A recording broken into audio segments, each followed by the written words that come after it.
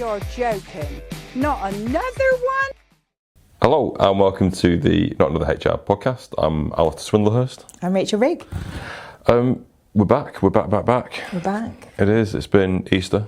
It has been Easter. How have you been?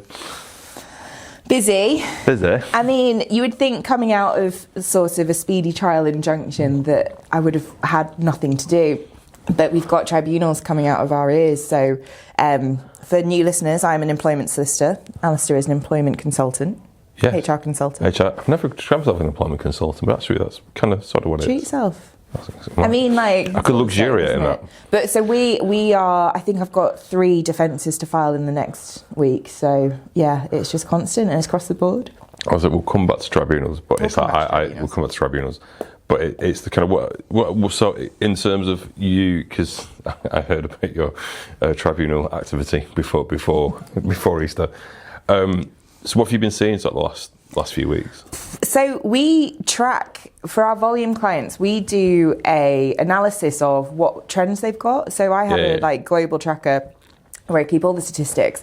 And what we're seeing a lot of is, even in industries you wouldn't expect, sexual harassment claims coming through the roof, sort of minor comments exploding sort of thing.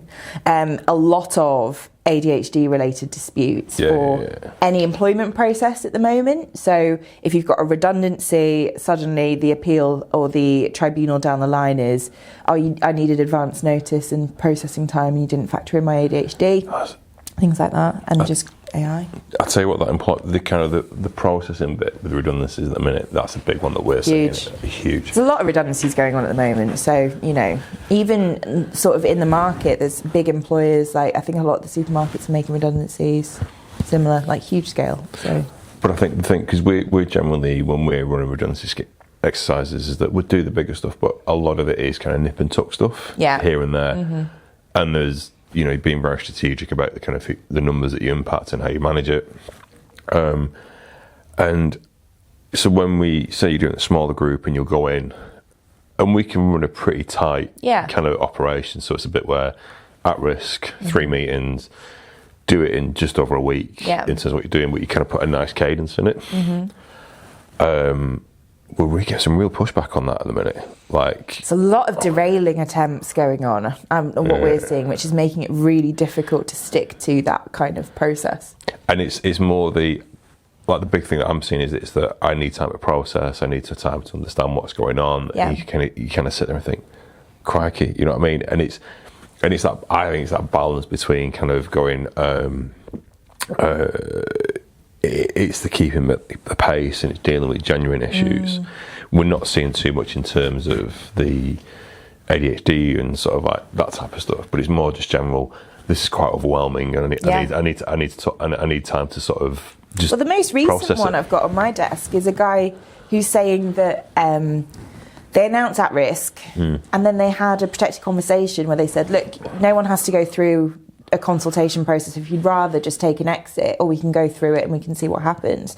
And they are suing on the basis that they were taken aback by the protected conversation and needed time to process it. And it's one of those things where it's like, I've got a lot of cases like this at the minute where it's like, that's not compulsory. It's not a stick used to threaten you with. This is simply an opportunity for all people to just say, you know what, I really don't want to go through 2 weeks of uncertainty and I'd rather take an agreed exit and a lump sum of cash for the privilege. But I think that's been coming for a while. Like we had one, I think last summer, and we did an off-site meeting with someone to do a settlement offer, and like this person was desperately unhappy in the job, and sort of they didn't know I was going to be there. So kind of as they walked into this meeting room, they kind of like, look what you could have won. It's like a speedboat. Yeah. And you live in Tamworth. Or do you want the mystery box? But honestly, I thought this person was gonna they started having a panic attack, and what was presumably a panic attack, and then I thought they were going to sort of like run out the hotel, and they refused to come to me a room with me, and it's like, I understand that. It's a bit harsh, come on. But then cheers, thanks mate. But then the other part of that is also then it was getting that offer to them, and it was like this point, it's like going, this is not working. So you are so unhappy. Yeah, and it's like the fact you won't come into a meeting with me. It's like I get that you don't want. It's almost like they don't want to engage on it. Yeah. And like we put it in writing, and we got there in the end. But it was like, I think it's interesting with like the protected conversations. Thank you. You're I'm glad you're here. There's people it's really kind of messing with people's heads at the minute. But I do wonder whether it's a bit of because the job market is so bad. I think there's just generally a bit more distrust with employees at the minute. Like, I don't know if it and is... employers. And employers. Yeah. But there seems to be... I don't know if it's that people are more aware of their rights, people have the support of AI that's telling them that these things aren't right, you know. And when people are using AI for support on this, AI will always be taking their side and presenting things in a way that's reinforcing rather than challenging those ideas. Yeah. So... I don't know if people are more entrenched. Normal management conversations are like people are outraged about them. So, you know, that's what I'm seeing. I don't know what you've been working on this week. No, we've seen a bit of a drop off. We were manic sort of pre-Easter on restructuring work. Where for us, kind of the grievances loom large, but the grievances in terms of probably creating an exit rather than resolution. And that's a real kind of challenging one at the minute. I think one thing that's come up with us recently is that we didn't get involved in it, but we were kind of approached about some support, and it was that someone had been doing some interviews with an individual, and they'd used an AI agent to do transcribe, so they had the sort of transcription for afterwards. The interviewee left the call, and then they had a discussion about this person after the event. Oh my God. They maybe didn't say the most flattering things about this individual. Yeah. And then once they shut the meeting down, that transcription then got sent to everyone. Just automatically. It got sent to the emails that have been used for the call. So this person had been invited by their email. They got a transcription. You can just imagine that moment when you're like, oh God, when you realise it's happened. I think the phrase is that your soul leaves your body. Yeah. at that moment in time. Absolutely. Yeah. And I was like, oh my God. And they got tribunal application or early conciliation with it, and they're in the process of resolving it. We kind of direct them to someone else to deal with it, and we weren't the right person to deal with it. But it's a bit of a tricky one. But I also think it's the bit where I think people, as much as we're seeing employees try and be too smart with AI and things like that and using it, we saw a contract yesterday from someone who they'd used AI to create a contract, which actually, as an offer letter, I actually would be quite pleased with it because it covers the major bases. Yeah. But there's so many things it missed that were. It's all sort of like recovery of overpayments, deductions of wages, it's health and safety. So it's the mechanics, it's the day-to-day, it's the as an employer when you need to rely on something. And this is the thing, is that it left you with no kind of shots to play. Yeah. If you ran into trouble, you were like, it's great, it kind of covers the terms, but it doesn't facilitate anything for you. Yeah. If things go a bit kind of south. I mean, one of my favourites, I'm sure you'll have seen these as well, is when you get an employment contract for a tech company and they've tried to completely redo it in a way that's not super corporate. And so it's like, look, from time to time we might have to discipline you, but here's our, but we don't want to be there. But if we ever have to, there's this, we're on your side. Or the other one within that group, or kind of early stages, is that they'll take the director's service agreement and rewash it for the business. Yeah. And then you've got a cleaner effectively on like director terms. It's like 12 months notice and you must resign as a statutory director when you leave. And you kind of go, and they're going, it's really robust. I was like, okay. And you kind of go, I think we could put a horse and cart through that if we run into trouble. So I was like, oh. And are there progression opportunities for your cleaners to take, a role on the board? Depends what type of business it is. Well, it does. It totally does. So no. So taking that pin out of employment tribunals, amazing. Yeah. And going back to employment tribunals. I can't believe this. So, right, I want to talk about this because I've had my first listing for a 5-day case. Yeah. The dismissal was in 2024. It took the tribunal more than a year to have the preliminary hearing about this case. So we had that preliminary hearing last week. So we're, 18 months from dismissal. And the tribunal has listed us for final hearing in December 2029. Jesus. Yeah. So, just a casual 3.5 years from now. But in reality, it's 6. Because 5.5, 6. Because actually, if you with think ACAS, with the time to bring a tribunal claim, all the rest of it, we are talking 6 years. And it's if we think, and I think this is we're seeing this. I remember in 24, we were seeing stuff for 27. Yeah. At that point, and that was dealing with the pandemic backlog, so there's a degree to which you can have a bit of sympathy even then in 2024 that was bad, but it had specific reasons why, but we're just not getting any better. No, and it's getting worse because it feels like the volume of claims are coming up. Like we're seeing people start the claims process while they're still employed. Yeah. At this moment in time, that's becoming more common as an issue. There's the bit where we're also seeing you are coming to the end of the early conciliation window. It's literally days before the end of the early conciliation window, and ACAS are only getting back to you. Yeah. If you've even heard from him. I've had one case where they've been like, don't ring us. Really? You can only email at this early contact team. And I'm like, well, we're in tribunal now. And they're like, oh, the tribunal's not sent it to us. And I'm like, they have. Here is the copy where they sent it to you. Can you please ring this claimant? But that said, we had sort of the early part of the year we were dealing with ACAS for some conciliator-led COT3s. Yeah. And they were kind of a bit up and down, and they got a bit testy with us over a few things. But we've done one recently, and they were brilliant.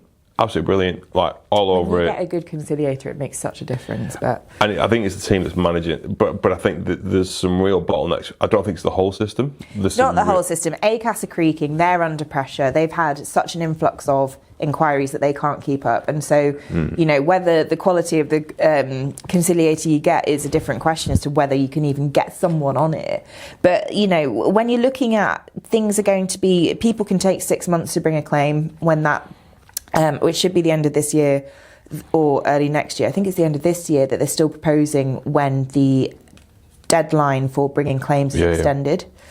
And then ACAS is now taking 12 weeks where it used to take 6. And then even then it's 6 years till tribunal. So look, we're talking to people about what you can physically do, because as a business, you might be tempted to just pay a claim to go away, but you'll end up with a settlement culture, if you're not careful, where people know putting in a bit of a punt, even if you're not going to get to hearing for 4 years, results in a decent payout. But I think we're already there as a settlement culture. Do you reckon? I think, yeah, absolutely. I think so many people are so aware of settlement agreements. Yeah. I think they've got their head around it. I think there's a mechanics that sit around it, which is basically notice, and you probably land somewhere between sort of 2 to 4 months as a number, generally speaking, depending based on length of service, seriousness. But that's with an unfair dismissal cap put in as well. Sorry, but there's a... and that's going to change things again. A ceiling. Yeah. So, look, we're kind of talking about how you deal with this, because you can't get a tribunal to make a decision on strikeout or a deposit order or similar, because they're not going to look at it. They'll look at any applications 2 weeks before the hearing in 2029. But I think we've always, I think the kind of the killer position with people when we've been in the negotiations, and people know it, is if we don't come to a reasonable number, we're happy to sit and wait, and we can spread our costs over multiple years, and we'll see if you're motivated in 4 years' time. But so one of the things that one of my old supervisors used to tell me is you can win on liability when you can win on remedy. So if you have someone who wants £1 million and you're like, no, this claim is worth 10 grand even if you're successful, and you pursue it, you defend it, and they get less than 10 grand or they don't win, then you can win on that aspect and say that, that was the punt. We have to see it through. But I also think it's also depends how that person's being managed as well. And this is the big thing, where if there's some legal advice in the background, you can generally have a reasonable conversation. I love it when there's legal advice. When you have someone who's just on their high horse, who will not be brought down. Like the one I was telling you about, the guy who's pursuing claims for things like owed holiday pay when he was dismissed partway through the year. He doesn't understand that he doesn't get the full year of holiday pay. Yeah. And we sat there being like, mate, why are we all here? You can't proceed with this, but he's so seized on the fact that he could have it. And I think that's the thing for me is that because the other stuff we've talked about before, which is like the AI, it's the ChatGPT stuff. People are pumping letters into AI saying write me a response. It's not catching the right data points, so you're kind of getting all these weird responses back. It's getting everything convoluted. They're trusting the AI as a single source of truth, and some employees are as well, because I'm seeing some employees question some of our stuff where they're kind of going, oh, you know, this isn't correct, and they'll send me the AI transcript, and I'm like going, well, that we don't need. It's nice to have that, but we don't need that. That's a very different thing. And actually, that's just because of the format of the document, that's picked up something slightly different, and you've got to be very careful about kind of how you do that. It's weird, isn't it? Because, you know, it's such a useful tool, but it is designed to give you the answer you want to hear. And so, you know, I've had individuals that I'm acting for who've said, I've been told through ChatGPT that my claim is worth millions. And I'm like, right, the only potential claims you have are constructive dismissal, but you haven't been dismissed yet, so that isn't a thing until that point. You haven't resigned. And disability discrimination. Now, your disability you want to plead about is because your dad died and you've been really upset and you've been grieving, but it's not a disability. So he couldn't believe it. Couldn't believe it. So, you know, it's one of those where it's like it's such a dangerous tool at the minute. And look, the tribunals are getting loads of it. They're having to pin people down. We're getting there, but it's going to be about how you can resolve things yourself. And I think that's the bit where it's not walking into issues as well. So there was a piece in the Times at the back end of last year I wrote, and one of the things that was saying on that was if you look at the claims that are up, it's like disability is up, legal deduction of wages is up, and there's some stuff within this which is absolutely avoidable, and those are the two ones for me which I look at and go like, you can avoid a lot of this. If someone makes an owed pay claim and you just pay it to them, then the claim has disappeared. Even if you don't have to settle it, you could literally just be like, you've had it now. Yeah. And then the claim is gone. But it's the time and money that people waste. And for me, it's always like little stuff. Yeah. And I think with the increase on stuff like this, you've got the Fair Work Agency that's coming in and all this type of stuff. That's just it's a rabbit hole you're gonna get deeper and deeper on. It is. So I think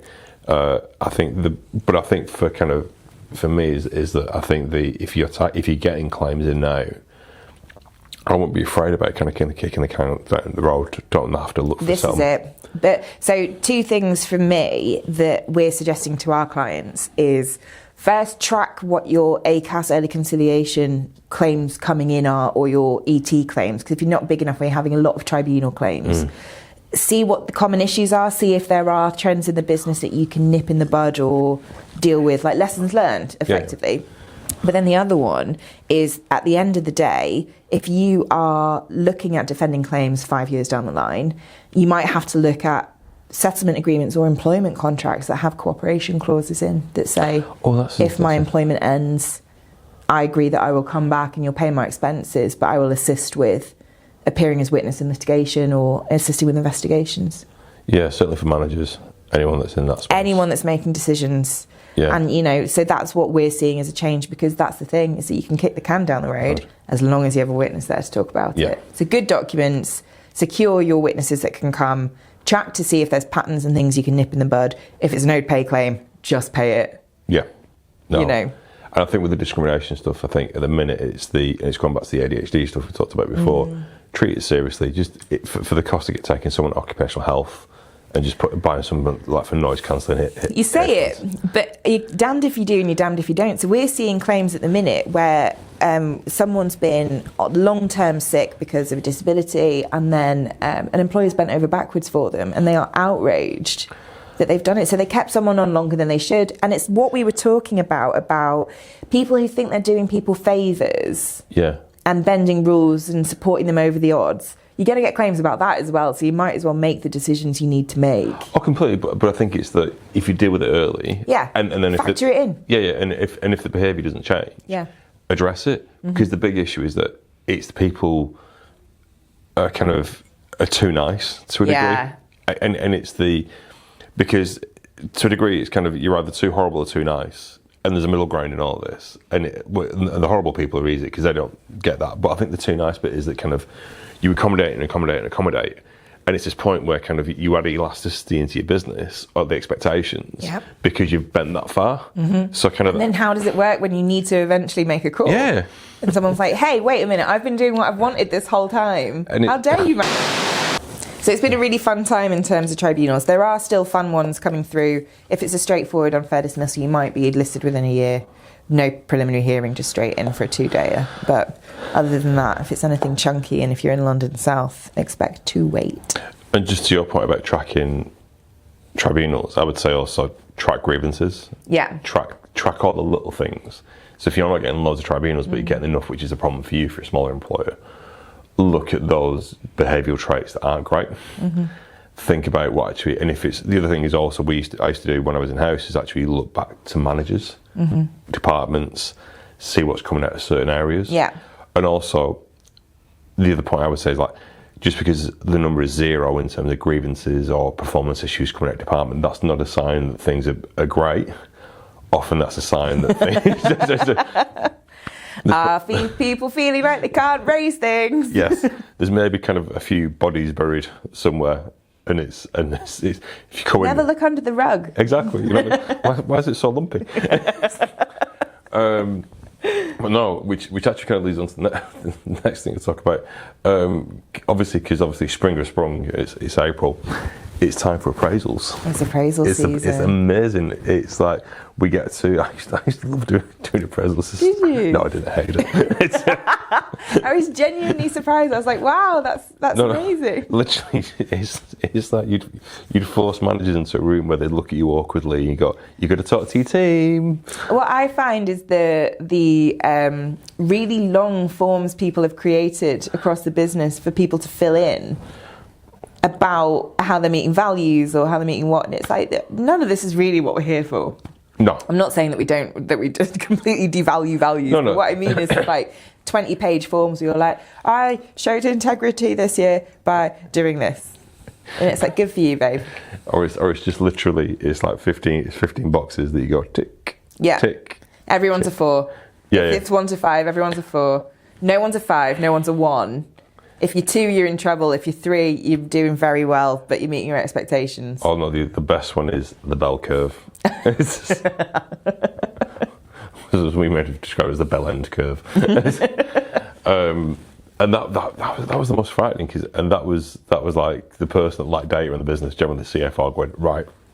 It's glasses up nose. So, I want. These people need to be here. We need this amount of people here. Yeah. And it's going to be precisely this percentage of people. You're like going, well, you know, what if everyone's smashing it? You know what I mean? It's like, and I think we've completely lost sight of what an appraisal process is. It's mad, but you know what's amazing is no one ever seems to actually bring up performance concerns in appraisals. So we always get like a tribunal case where it's like, oh yeah, no, they were terrible. Yeah. But no manager's ever told them that and just been like, keep going. Because they're stuck in a room with someone they don't want to tell them no. And I think that's that. But I think we're so. I think there's a couple of things. I think there's the socially stuff in terms of like people of like the High Performance podcast with Jake. Yeah. What's he called? And the other one. Jake and the other one. Yeah. And, sure. And they're all about drinking Huel and being high performance. Yeah, rock stars. Yeah. Let's do some high rocks. And then you've got. Did you know that high rocks is hybrid rock stars? Yeah, doesn't it make you want to be sick? Yeah, massively. We're not signing up anytime soon, right? You've seen a statement, or like a bag of soup.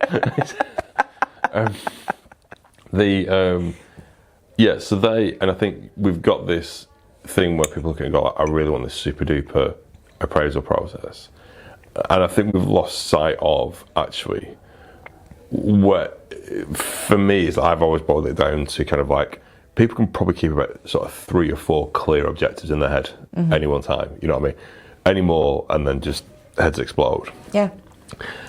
And rather than sort of saying, right, this is what the business wants to achieve, so actually if we're trying to achieve this is what we need you to achieve, let's look backwards and then look forward. And there's the bit where we create these massively complicated ornate forms that it's going to be about, have you lived and breathed our values? Because if you're not living and breathing the values, you're not a good employee. The objectives are never, the targets and objectives that we talked about are never followed up. There's no follow-up conversations. No. Follow-up actions in terms of saying, right, we'll put these things in place for you, and never done. And it's this bit where it's done, put in a drawer, and it's revisited 12 months later. And you're like, oh yeah. And to a degree, I'm like, you're better off not doing anything. Like we took a lot of clients off the edge because they'll come in and they'll go like, so want to create this performance management process. I'm like going, okay. And they're going, right, so what we want to do, we're going to have annual review or a mid-year review, then we'll do check-ins every month. And then it's like, I'm going, honestly, have you got time for this? Unless it is like a real KPI-based role. So let's say it's like IT tickets, or it's sales, or it's, there is a baseline metric that you need to see happen. Then the reality is that everything after that is just what you want to bring in, right? How hard do you want to make your own life? Yeah, but I also think it's about what people are terrified of having the conversations about is behaviour. And using a rugby analogy, because that's all I'm capable of doing, is sport analogies. It's like, I can talk, like, the way I'd impact the client was saying, like, you've got to think about that player that gets off the floor and back into a defensive line really quickly. So what you're looking for is the behaviours of someone goes, right, I've taken myself out of the game briefly, but how quickly am I going to get myself back in the game? And it's all about attitude, approach, kind of how you respond. Attitude is huge, but how, like, this is the thing, is that people measuring it in this way, they're so lost to do it. But I think we've got drawn into data. Yeah. I think we've got drawn into, we don't necessarily know how to have that conversation with people because I think we're scared. I think scared is the right word, of actually offending people at times. Yeah. Or telling people a certain truth. And I often say that kind of people co-opt us as a business to go and have those. Please don't go and have the hard conversation for us. Yeah. And it's like, so what we're going to do, we get the big guy, we're going to put him in front of you, we're going to stand behind him, we're going to manage him like a puppet. Yeah. And it's like, he's going to say some words, but it's our words. Yeah. And it's, but it's people view that kind of direct conversation as confrontation.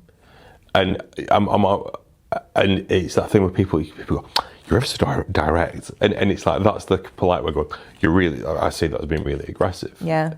And I just don't. I think we're at a point where it doesn't feel like we're conditioned to having that conversation. Everyone's swerving it. So I was talking to a business this week where they've had a sort of mid-performer for a few years. They've got to the point where they've been out of the business for a while, and it's bliss, and they're like, we don't actually need them anymore. This is lovely. And now we're going to address the performance, but they want him out. And it's like, this is so late now. If you've never had a conversation with them originally about, like, this is not okay and this is what you need, you're good at this, but you need to work on this. It's such a shock to get to that point where they've been there for so long. They're like, what? Oh, there was one recently, and there's a guy they let him work from home 2.5 years ago. Yeah. And they've done nothing with him in that time. And sort of chatted and they were like, yeah, we really need to start performance management, and we need to deal with get into appraisal season, we need to deal with it. I'm like, we can do that. I said, but we can't sort of launch in sort of two-footed at this guy. I said, it's just if we've done nothing with him, that's just not fair. I thought, as much of a pain as he is, he at least needs the opportunity to kind of understand that he's not where he should be. And part of that is him going, I can see what's coming down the track. Do I really want to be in the business? Is this the right fit? Is this somewhere that I'm doing well at that is good for me? Yeah. And actually, it was great while it lasted, but maybe it's time to kind of just draw a line under things. But they're like, no, we need to go. They want to go herring in. But I think when you've had someone you've not managed for 2.5 years, they've established their behaviours and gone, they're not interested in me. Yeah. And then if you then go and go, so here's the feedback. Here's my little boxes. But also it comes out the blue for them, which makes them think, is this because of something else? Yeah. Is this genuinely because of performance? Because if so, why has no one done anything about it for nearly 3 years? But it does, and I think the thing with the PIP and the performance stuff and all that, and let's think about appraisals, is that people assume that it needs to be this big action activity. And it's not. It's the bit where it's simple, it's small, and the three. I kind of a massive advocate for kind of just keep it at 3 things. It doesn't need to be everything because people. Because I think we're so obsessed about doing these perfect bits of work and everything looking great and this kind of content. Like if this kind of content led in terms of there can be no kind of blemishes in what we do. We lose track of the fact that actually sometimes you need to go and have a bit of a messy and a dirty conversation with someone. It's like, he's a decent lad, he's all right, but actually he can be a bit of a prat from time to time. Oh, good use of prat. Yeah. And it's just like it's saying to someone like, I like it, but we just need to see this behaviour change. Mm-hmm. And I think people don't understand the tactics they need to use. Yeah. And like I'm a big advocate of saying to people, if you're trying to change that behaviour, it's the bit where, rather than saying you are doing, it's the conversation of what I'm experiencing when I ask you to do so and so. So say someone, like, every time you ask them to do a job, they kind of go like, it's like with a teenager, you're but if you're saying, like, every time I ask you to do this particular type of job, I feel like you just shut down. I can't communicate. That you just it's painful for you and it's painful for me. It's not a perfect way of describing it, but I think it has impact in the way they have that conversation. Like that. And I think people assume that you're going to go in and sort of go, and here's the evidence of, and sort of like just start small and just warm people up. But it's more of a reminder to be having those conversations in appraisal rather than necessarily. It's great to have these touch points and it's great to manage performance in this sort of way, but it doesn't have to be this whole belt and braces. It can just be, that is the nudge to have that chat. And to a degree, as things get more complicated, you want to make things more simple. And I think that's the challenge, is that as things get more complicated, people try and outsmart and outwit the system. Certainly with kind of entrepreneur-led businesses as well, because they want to try and beat the system to a large extent. Yeah. That then causes challenges because they're trying to create ways to outsmart the system, and you sit there and go like, no, don't do it. What are you doing? But I think the other bit, and I think this will be more, but this bit's more important as we move forward for a number of things. Yeah. I think we've got the stuff in terms of the ERA type stuff that's coming up, Employment Rights Act stuff. So everything that you need for kind of onboarding starters and things like that. Because of the change, because of that shorter window, because of the way that the Employment Rights Act changes locations for redundancies, people are going to find. I'm pretty sure people are going to find themselves in situations where they're going to trigger collective redundancies, and it's going to be harder to run that redundancy process. It's going to be like, it's just that kind of, what can you do now so that we don't know what that threshold is yet. But if it comes, are you ready for systems where you can automatically elect collective reps? Are you, what can you do to streamline it? How can you fix that? But I think this is where the appraisals come in quite key in that moving forward. So if you do need to go into a redundancy exercise, you need to go through collective redundancies in its selection processes. Actually having that appraisal piece, if you've got some base of data to work off, where you go, amazing. We've got a rating. We've had these conversations. These are the behavioural bits. We've got some kind of conversation in there. It's not the be all and end all, but what it does is gives you a solid base to work off. And you can. And if you sat in a meeting with someone going, well, unfortunately you were selected for redundancy because this is the objective data, but if we look at performance reviews, we had some issues in around this.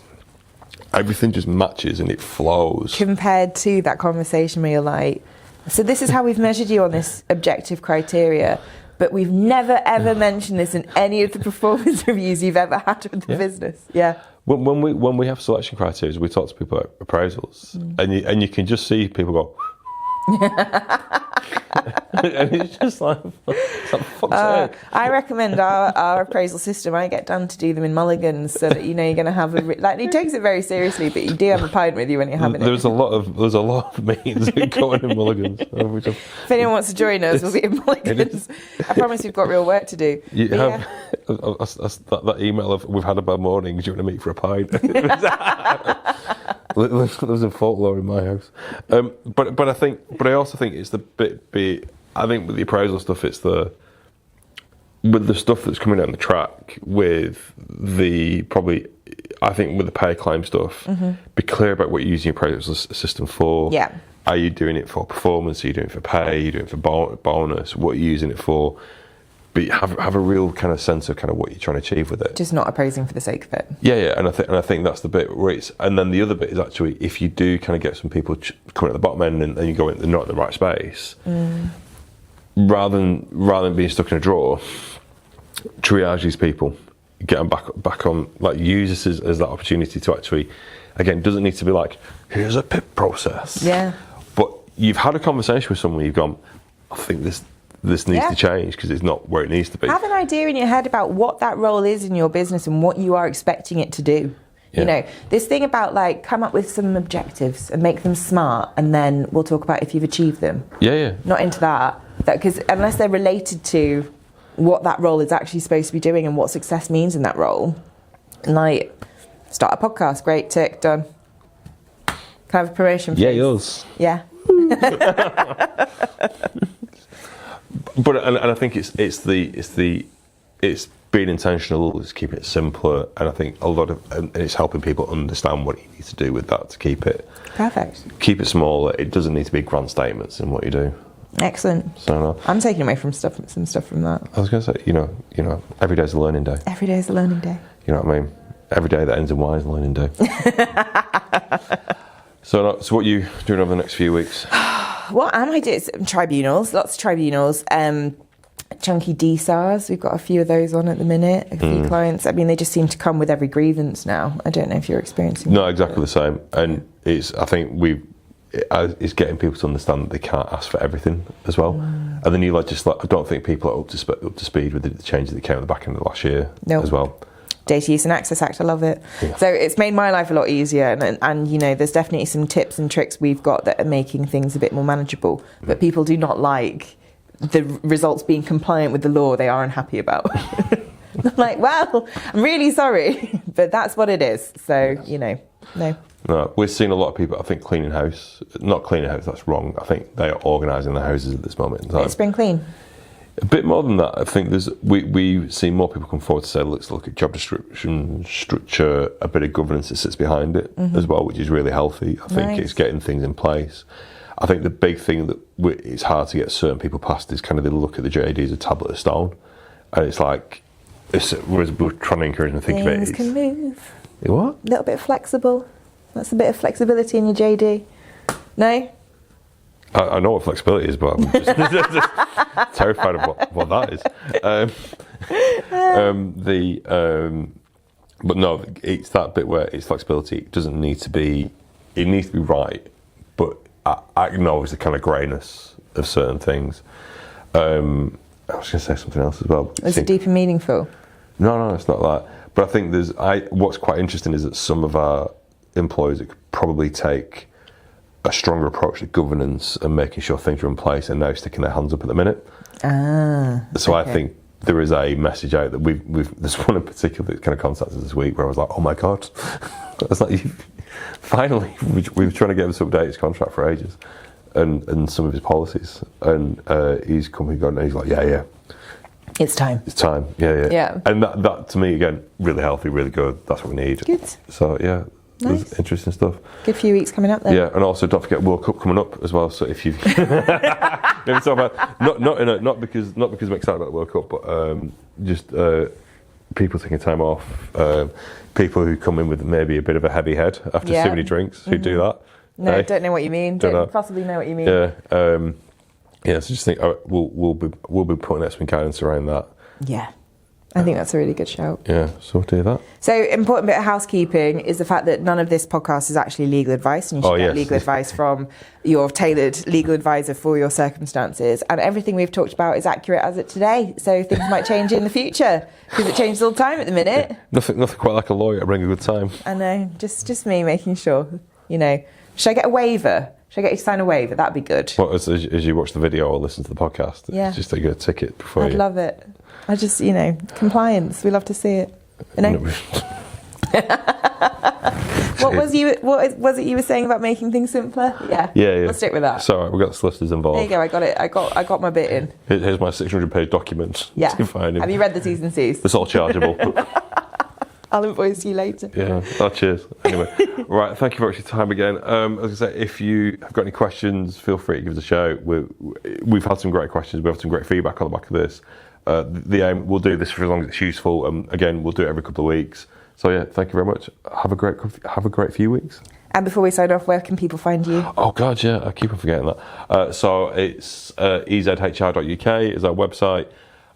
We've also set up Employment Rights Act.com as a bit of a quick guide help for people. Yeah, who would buy that? Who would buy that URL? Me.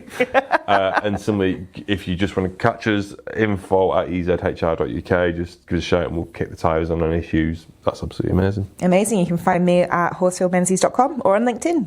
See you next time. See you. All the best.